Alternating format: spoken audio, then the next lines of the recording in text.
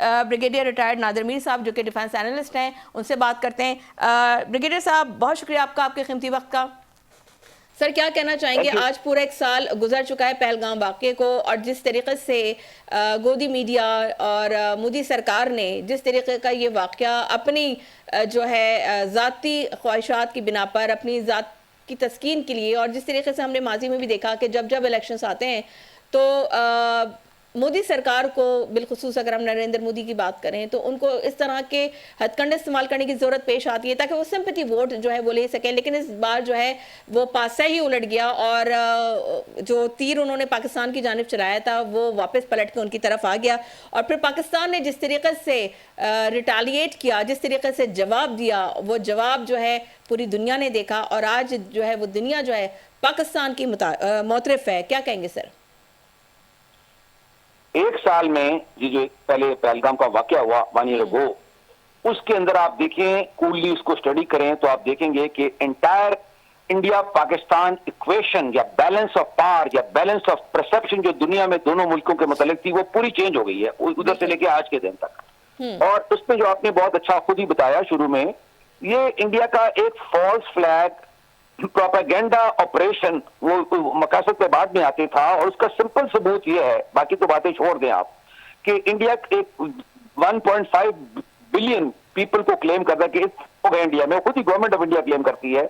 उनकी 12-15 लाख की फौज है, तो कम से कम 35 लाख के करीब उनकी पैरा मिलिट्री सिक्योरिटी फोर्सेज है, मतलब 5 मिलियन 50 लाख के करीब उनके पास यूनिफॉर्म्ड ऑफिशियल सिक्योरिटी पर्सनल है, या उससे भी ज्यादा, पुलिस वाला मिलाए तो बहुत ज्यादा।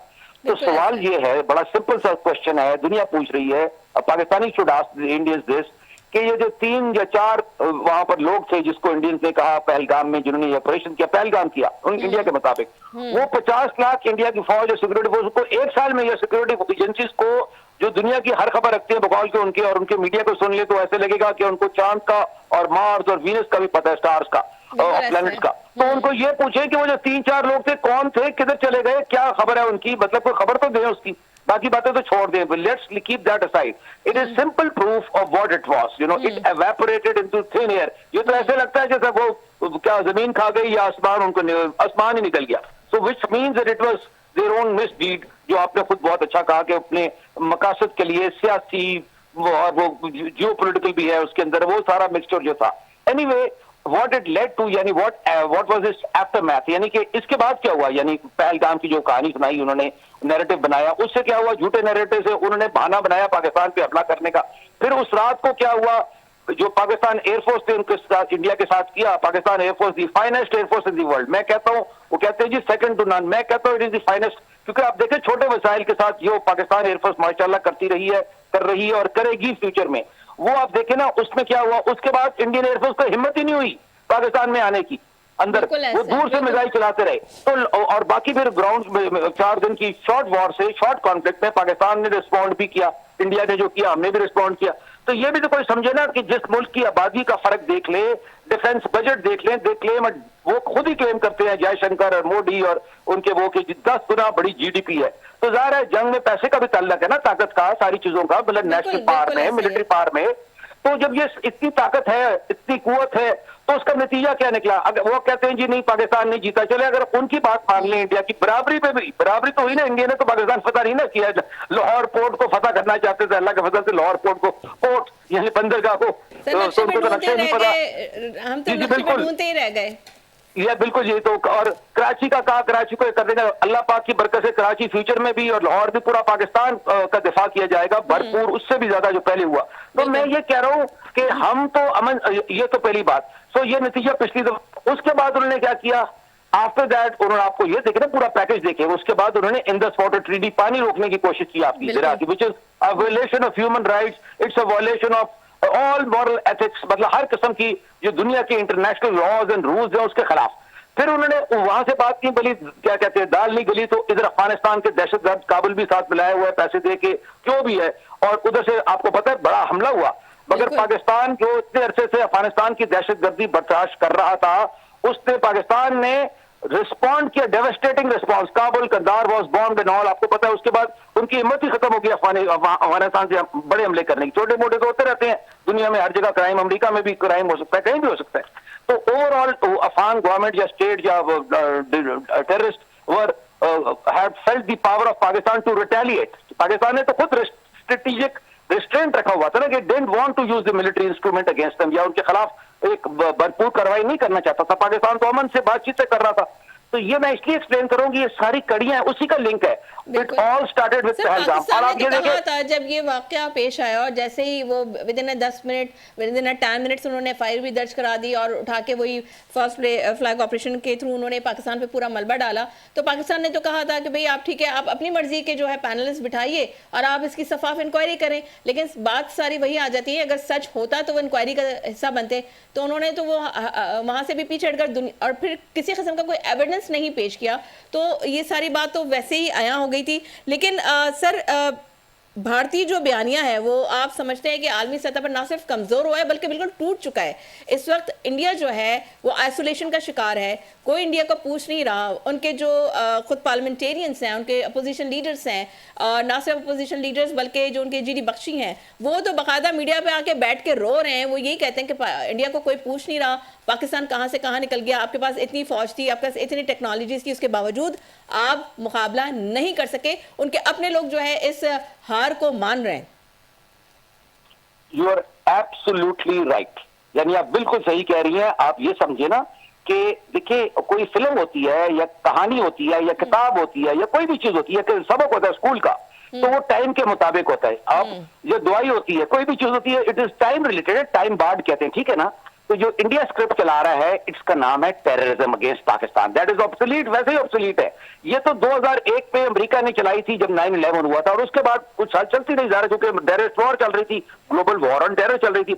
अमेरिका ने तो खुद वो खत्म कर दी ग्लोबल वॉर। अब तो इंटर स्टेट यानी मुल्कों के दरमियान, स्टेट एक्टर्स के दरमियान जंगे, उनके दरमियान जियो पॉलिटिक्स। मैंने since I teach Jio politics किताबें लिखता हूँ और आर्टिकल अभी लिखी है। Basically the return of Jio politics. Jio politics तो नॉन स्टेट एक्टर्स नहीं करते, वो तो चले कोई करा ले उनसे। It is between state actors ना। तो ये जो पहली बात जो आप कह रही है ना, पहली बात जो थी इंडिया की स्क्रिप्ट जो पाकिस्तान पे दहशतगर्दी का इल्जाम लगा ना, वो वैसे ही ऑब्सोलीट थी। मैं ये एक्सप्लेन कर रहा हूँ पहलगाम से पहले। बॉलीवुड मूवीज हिट हो जाती हैं तो ये जो उन्होंने झूठी और प्रोपेगेंडा पे मबनी जो स्क्रिप्ट लिखी थी, और तो वो समझ रहे थे वो भी इसी तरह कामयाब हो गए, लेकिन उसका वो क्लाइमेक्स लिखना भूल गए थे, और क्लाइमेक्स पाकिस्तान ने लिखा जिसको दुनिया ने देखा और सराहा और उसकी पजीराई भी हुई। आप ये समझे ना कि स्क्रिप्ट तो पुरानी थी ना। देखिए ना, मैं कहता हूँ एक चीज लिखते हैं ना, कोई अब नुस्खा भी लिखते हैं तो टाइम के हिसाब से ना 100 साल पुराना लिखने का फायदा नहीं होता ना।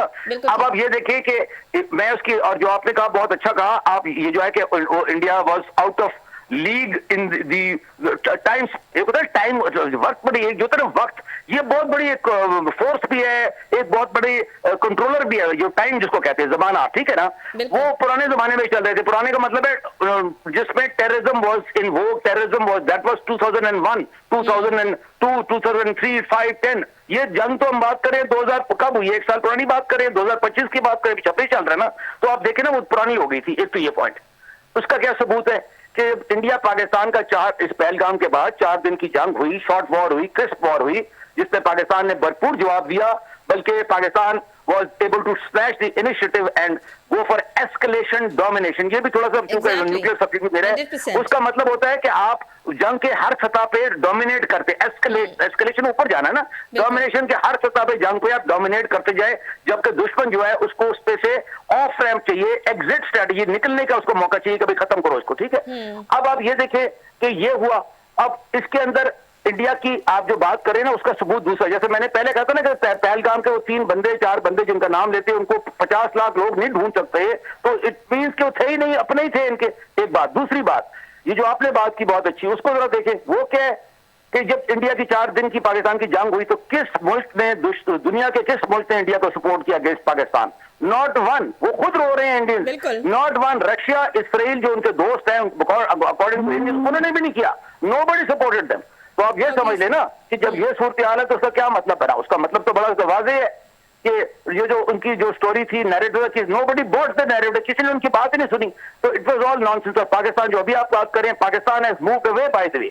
पाकिस्तान ने उसके बाद आप देखें फील्ड मार्शल अमेरिका गए, पाकिस्तान ने और बड़ी चीजें की, और अब तो पाकिस्तान उससे भी आगे चला गया है। जो मैं as a writer geopolitician हूँ, किताबों में लिखा, ग्वादर ऑन द चेसबोर्ड मेरी किताब, जियो पॉलिटिक पाकिस्तान मेरी किताब, तब भी लिखा था, और लोगों ने अभी ये इम्प्लीमेंट कर रहे हैं कि Pakistan is moving into West Asia, into the Middle East. इस वक्त आप सऊदीया में आपकी फौजें स्टेशन हैं, और इंशाल्लाह और मुल्कों में भी होंगी। और इसके अलावा आप अमन ला रहे हैं ग्लोबल पावर अमेरिका और एक रीजनल मिडिल पावर ईरान के दरमियान। ये छोटी बात नहीं है, वो ठीक है टाइम लग रहा है, जाहिर है इतनी बड़ी जंग और इतनी बड़ी दुश्मनी में टाइम तो लगता है वो नेगोशिएशन कराने में। डेफिनेटली जी बिल्कुल।